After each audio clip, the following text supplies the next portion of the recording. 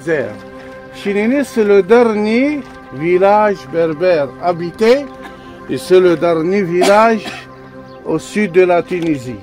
Avant, on est obligé de chercher l'autre 3 km, regardez bien les petits oasis là-bas, avec l'âne, le dromadaire, le mulet. Le mulet, c'est un croisement entre le cheval et l'âne. Maintenant, il y a un groupe électrogène qui fait marcher la fontaine de l'oasis 3 km. Mais le problème, il n'y a pas d'eau. Un jour, il y a, 2-3 jours, il n'y a pas. Pourquoi? Parce que ça fait 8 ans qu'on n'a pas eu la pluie ici. Il y a quelques jours qu'il y avait un petit peu de pluie, mais 8 ans qu'on n'a pas eu la pluie, il n'y a que le soleil. Et c'est pourquoi, avant, il y avait 2000 habitants, maintenant, il y a 900 habitants, c'est tout, presque 100 familles, c'est tout. La majorité des gens, ils sont partis au nord, ils ont trouvé le boulot, ils sont partis avec leurs femmes, les enfants, tout ça. On a resté quelques familles qui vivent du tourisme. Alors là, avant, toutes ces montagnes-là, elles ne sont pas comme ça, elles sont vertes avec le thym, le romarin et d'autres plantes. On voit les troupeaux de chèvres et les troupeaux de moutons.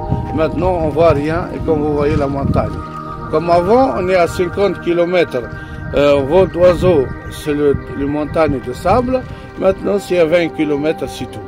Parce que le désert s'approche, qu'il n'y a pas la pluie. Là-bas, c'est la piste des caravanes pour traverser les grands déserts tunisiens, algériens, Mali, Tchad, tout ça. Voilà, là, les gens ils vont maintenant le matin, à 5 km, il y a un petit oasis. Avant, il y avait 8 sources d'eau, maintenant, ça reste une. Alors, les 4x4, les bus, ça ne peut pas arriver. Sauf les dromadaires ou bien l'âne, c'est le taxi berbère qui ne tombe jamais en panne. Alors, les gens, ils vont là-bas, ils reviennent le soir. Il y a avant 8 sources, maintenant, ça reste une source d'eau. Comme avant, on cultive tout ce qu'on mange nous-mêmes, les blés, l'orge, lentilles, petits pois, fèves, pois chiches, tout ça, les olives, les dattes, les figues. Maintenant, on ne cultive rien, on achète. Il y a l'épicerie là-bas, vous voyez là, ou bien le supermarché, on achète tout en bas.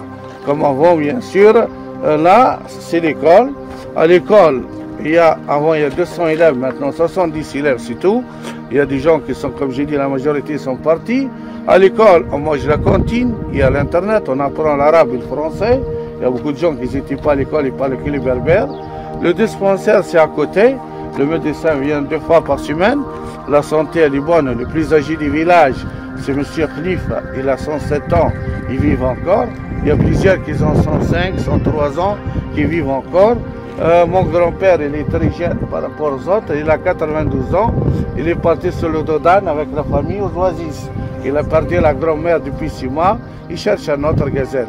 Oui, on a proposé Tante Aïcha. Peut-être dans quelques mois, il va se marier. J'ai dit, est-ce que vous êtes bien? Il m'a dit, je suis encore jeune.